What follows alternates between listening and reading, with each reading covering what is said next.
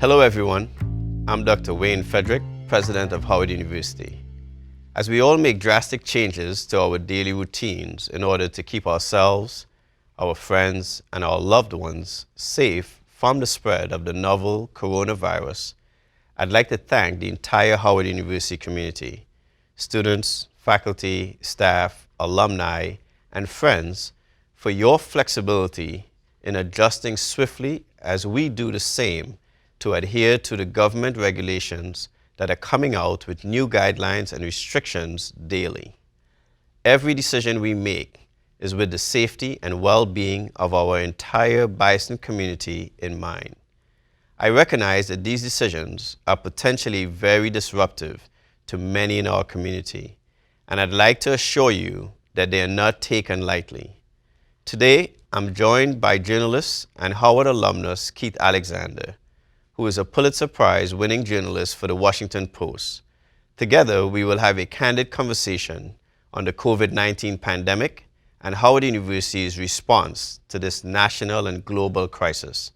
Keith, thank you for being here, and I'd like to let you have the floor. Dr. Frederick, thank you very much for taking the time. We know that you are busy, you guys are working nonstop as a result of this virus, and taking the time to talk to students and faculty and staff and alumni. We really do appreciate this. So the first question obviously is, can you explain what the COVID-19 is? So the COVID-19 is a type of the novel coronavirus. The coronavirus is a family of viruses that cause the common cold, for example.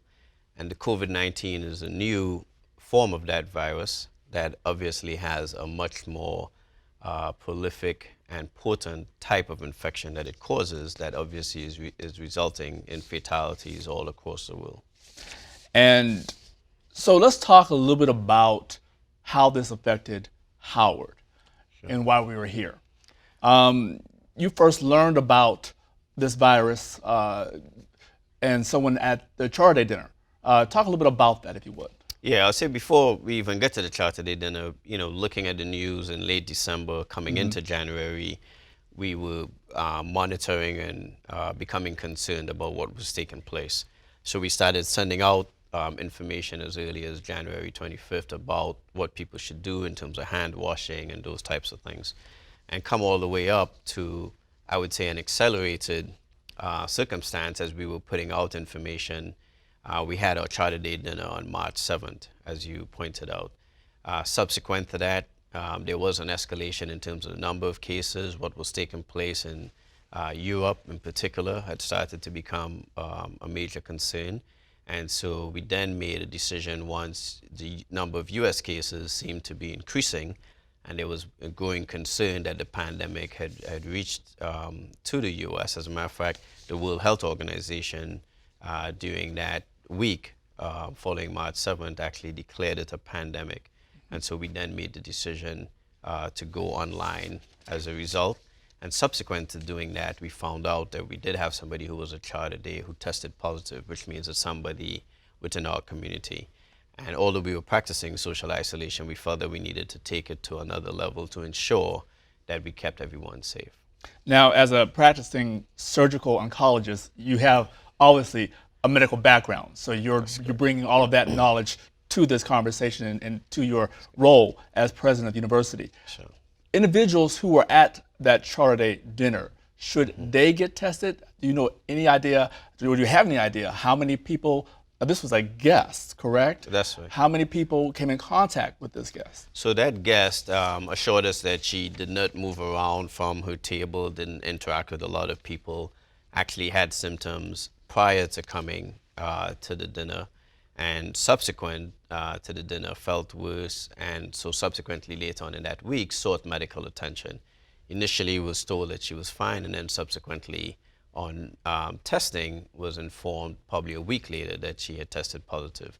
We looked at the seating map of where everyone was seated and anyone who was in close contact. We contacted them directly after following up with the Department of Health, and we made recommendations to them about the need for getting tested, which really is surrounding anyone who may have symptoms, feel unwell. We want them to contact their primary care physician, but we also reached out to any group of people in that vicinity that we felt may have come into contact with her. And do you know how this person is doing right now? This person is doing well, is convalescing, is on self quarantine, and we continue to wish her well as her family. Now, when did you determine the severity of this virus outbreak? And when did you determine it would be a risk to the Howard community? You know, we started becoming concerned. I would say I started becoming concerned myself, and the team started becoming concerned in mid to late February. And the reason for that was as it was escalating, especially given what global travel is like, we immediately recognized that the ability to go back and forth from China, as well as the fact that we had study abroad students who were heading to South Korea, to China, etc., that we had a concern. The organizations that help us with study abroad began canceling some of those assignments, and that certainly also added to catching our attention. We did not want any students who were assigned to those areas that the pandemic was really growing to attend those study abroad assignments. So folks who were on their way to South Korea, as an example, we tried to interrupt that travel and bring them back. We have students in Europe. We started speaking to them about potentially coming back home, etc. The agencies basically stood up online education for the rest of the semester. The semester didn't start at the same time that ours starts in January. Some of them were actually starting in March. And so that's why I would say that gave us an early warning that this could potentially be very disruptive. And so my team started putting together a group to try to meet and to monitor what was taking place so that we could start making decisions around that. Now, talk me through what is happening. Let's talk about going online. Let's talk about all the decisions that were made and Sure. why they were made until we even get to, obviously, the commencement. So if you could talk us through each one. Correct. So the first critical one was to go online. And that obviously is to decrease contact, to make sure that we were practicing social distancing. To do that in a face-to-face classroom wasn't practical, as well as having a large number of students on campus in the dorms, etc. All of those things would be at risk. How many students are we talking about? And on campus, obviously, we have about 9,500 students at any given time. And then when you look in the dorms, we have over 5,000 beds in the dorms. So high occupancy, dense, lots of people can interact. And so the decision to go online was a clear one. At that time, the information that we had was that younger adults may get the disease, contract the virus, but not necessarily have significant symptoms and may even do well with it. Elderly people, anybody over 70 in particular, the mortality rate was really high as 20%. 1 in 5 people who get it in that age group may get very ill. And so the other concern that we have is that while we have a younger population, we do have faculty and staff that are in that age group. And so while the student body may not necessarily get severe illnesses, we have to be careful about it. And then among our students as well, we may have students that are immunocompromised. So that was the first decision. The escalation of that decision to go from having online until April 6th and then extending it to the rest of the semester came about because of the escalation by the CDC of recommending that no gathering of 50 or more people take place. And that was around the same time that we also got information about the positive tests. So we were concerned that we may already have an incident within the community. Obviously, we had a lot of faculty, staff, and students at that event, as well as the fact that the CDC did not want that type of gathering. So we felt it was important at that point to start emptying out the residence halls, etc. And then on the commencement decision, that CDC recommendation went all the way out to 8 weeks. And I have to tell you, of all the decisions that we make, that's one of the decisions that was very, very difficult. That and emptying the residence halls. I recognize that Howard University is a very safe place for a lot of students, and we try to obviously uphold that, but it was not going to continue to be a safe place given everything else that was taking place. Commencement as well is a very, very treasured, I would say, tradition here at Howard. That long walk, I think, is extremely special. I myself have 3 degrees. I've presided over many a commencement, and I know how important it is for students who come to this university, have gone through all the trials and tribulations of a rigorous academic environment, and they and their families deserve to celebrate that. There's no way we would be able to do that on May 9th. And so the decision to cancel commencement on May 9th, again, was taken while difficult, but with the safety and health in mind. And we're going to talk more about that decision, but I want to go back, if we can, to talk a little bit about going online. Because we still have students in school and taking classes, That's correct. or at least taking classes online. Are you all doing anything, providing internet service, computers, for those individuals who may not have access? Absolutely. So we stood up the online, and again, I have to take an opportunity to really thank the faculty in particular, who not only have embraced making this change, but really have gone about the training and so on to be able to do this. And so we appreciate that. We have done a survey of the entire student body and the faculty to see what technology needs look like. How did you do that survey? We sent out a survey to both groups to get information Electronically, back via about anyone electronically. So anyone who has an issue can send us information as well.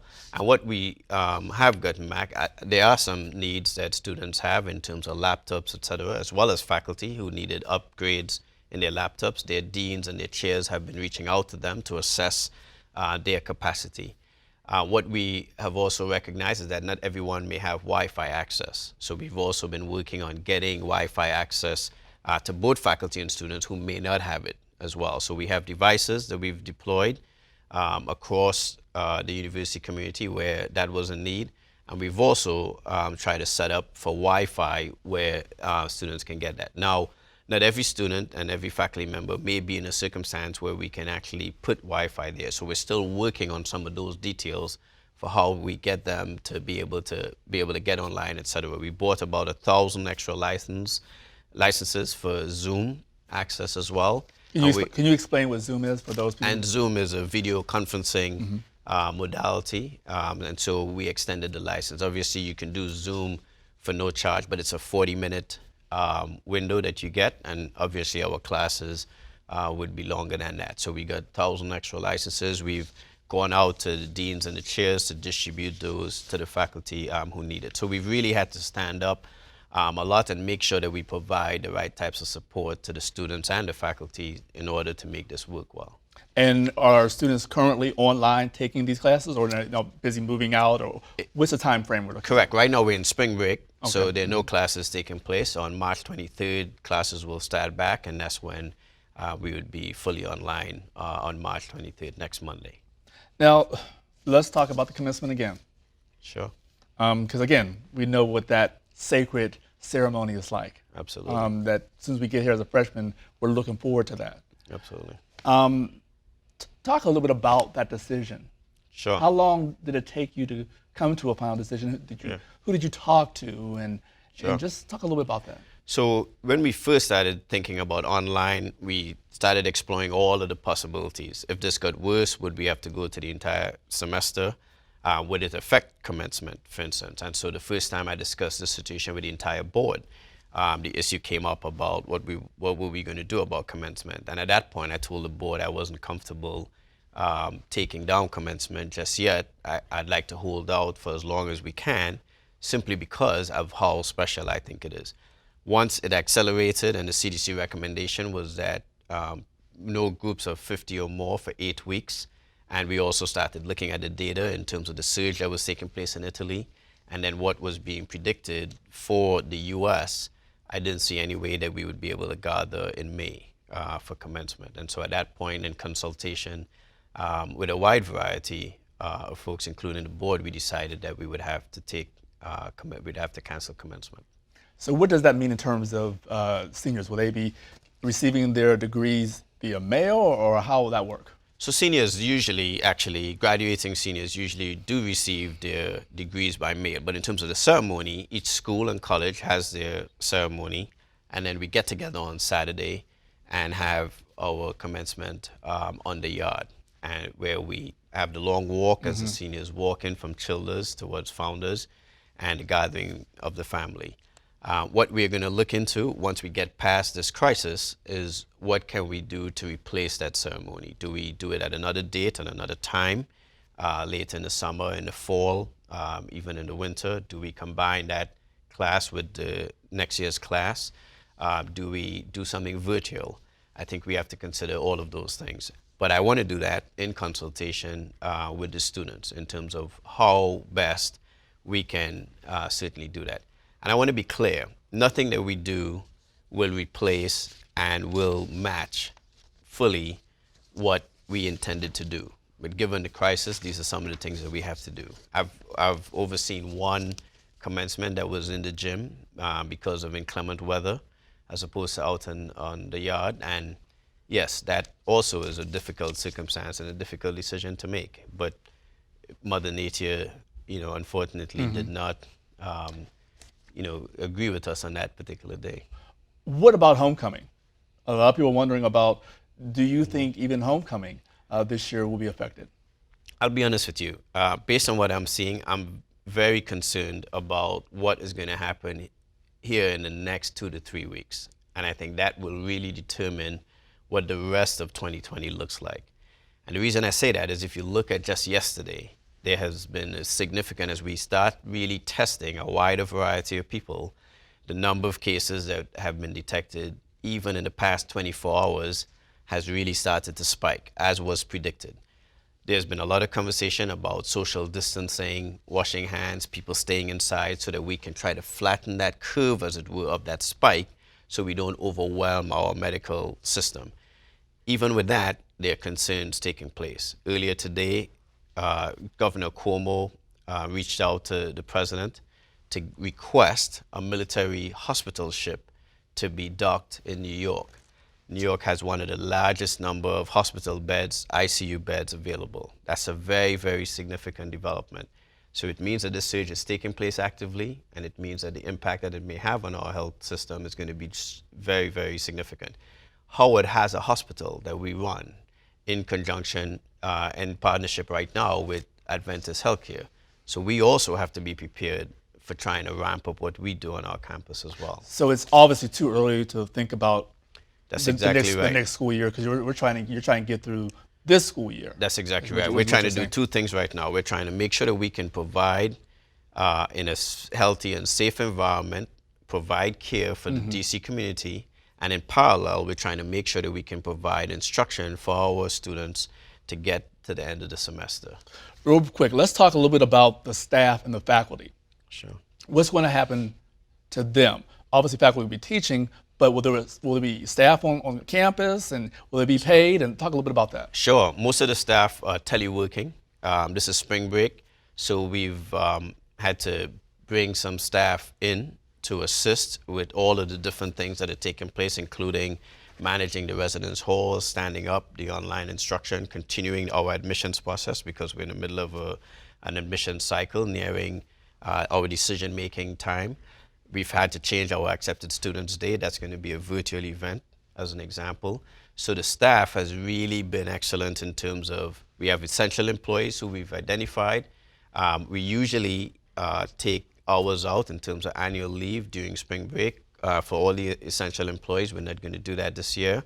And the faculty as well, especially chairs and deans, have also been working through the spring break to try to stand this up. But all of the faculty have really sacrificed parts of their spring break as well in order to go online to do the training in some circumstances, or to even change their the class instruction in terms of what they were going to provide so that it will fit online. And going beyond spring break, when spring break is over, will there still be people on campus working, maintaining the landscape, working in the dorms, making sure the pipes are still working and all of that? Will there still be employees here? Absolutely. There will be a minimal work staff. We're trying to decrease the number of people who are here, but there will be people taking care and maintaining the buildings, doing those types of things. I myself have been coming in every day to use my office. Only my chief of staff has been coming in, so only the two of us on that floor, so we're maintaining that social distancing, and everybody else has been calling in the cabinet. So there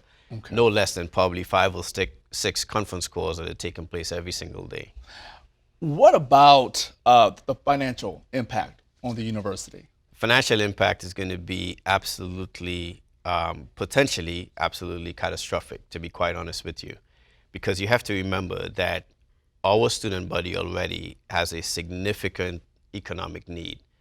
49% of our students are Pell Grant eligible. So the first concern that I have is those students and their families' ability to continue to fund their education, what's going to happen at their own homes, what's going to happen with their jobs, etc. That's the first potential issue that I'm concerned about. And I understand that the federal government is trying to make changes to try to support them, but often what happens in these recessions, and I do believe that this will lead into a recession, is the folks at the bottom of the economic ladder get hit the worst. And that's one of the things that we have to make sure that our Congress and Senate really think about and are really looking at. And then for the university as a whole, in terms of revenue streams, all of those things are going to be impacted. Because in this environment, anything that happens in the larger economic outlook for the US is obviously going to affect our university as well. And so we do anticipate that we will potentially run a significant deficit in this academic year that may spill over into the next academic year. So we are going to have to make changes to ensure that that deficit is as small as possible. You're talking to alumni. Let's shift a Sure. little bit and talk to alumni. What can they do financially to Yep. help students Sure. right now who may be grappling with how do I get home, particularly international students who may not have airfare or what have you, or housing? Is there anything alumni can do? And then moving forward, Sure. dovetailing on what you just said, the financial impact. What can alumni do during this time? Well, I'll tell you, quite a few alum have contacted me directly, and what they have done is already started to step up and donate money specifically to help students get situated. Some students may have to stay in DC and get alternative housing. They've helped support that. They've helped support getting tickets for students who need to get home, change fees for flights, and so we've been using that. Our Board of Trustees, led by the chairman, Trustee Mobley, sent out an appeal to all of the board members to support raising funds to get students assistance in this time, and that also has been very helpful. So alum can continue to support in that manner. How can alumni earmark or do something right now for these for our young brothers and sisters? What can they do? Yeah. Is there email or is there someplace that we can go? They, Website? they can go to howard.edu to our give page, and they can specifically designate for students assistance throughout the rest of the spring semester. I do want to add one other thing. Alum have reached out about bringing students into their homes and offering them a place to stay, and we want to discourage that. Primarily because, We want again, to discourage that. we want to discourage that because Right. we are practicing social distancing. We want to make sure that everybody is safe, and we appreciate that sentiment. We appreciate that willingness to help, but we would like to house the students in places where they can self-quarantine, etc., and we guarantee so that no one is put at risk. So people can donate, and people have been calling me directly, and they have been donating, and so I want to express my gratitude to the alum for doing that as well. Any final words that you would like to say? Because there's a lot that we can talk about, but what are you hearing from the students and their parents and the alumni that we have not discussed so far? Sure. I'm hearing concern and confusion. Obviously, in this time with everything else that's going on, people want to know that Howard University cares about them. And I want to assure them that we absolutely do care. We're very concerned about what's happening. Our primary goal is to make sure that they are safe and that we safeguard their health. And so the actions that we've taken are primarily with that in mind. For the graduating seniors in particular, we will do our level best to get the right type of celebration of their activity with their input and their feedback. And then lastly, and most importantly, we want to make sure that everyone can come back here in the fall semester safe and sound. And we hope that this entire pandemic will be in a situation where we can all do that. But in the interim, we all have to practice all the things that the CDC has been recommending and ensuring that we take care of ourselves. And that's the best way that we can take care of our bigger community, one for all and all for one. All right, Dr. Frederick, thank you very much for taking the time to talk to us. Mr. Alexander, thanks again for joining me today for this important conversation on Howard's response to the COVID-19 pandemic. In closing, I'd like to remind each of us to please adhere to the CDC and Department of Health's recommendations for prevention, which include self-isolation to help reduce the spread of the virus, wash your hands with soap and water for at least 20 seconds multiple times a day, avoid touching your eyes, nose, and mouth, cover your cough and sneeze with a tissue, avoid close contact with people who are sick, and please clean and disinfect objects and surfaces frequently. For the latest information from Howard University, please visit our COVID-19 website, which is posted on our homepage. A direct link is listed on the screen below. This is an unprecedented time in the history of our university and in the broader national and global communities. Now is the time to embody our values of excellence, leadership, truth, and service through our own example. Together, we can meet this challenge and ensure the safety not only of our campus community, but the safety of our friends, family, and the global community at large. Thank you.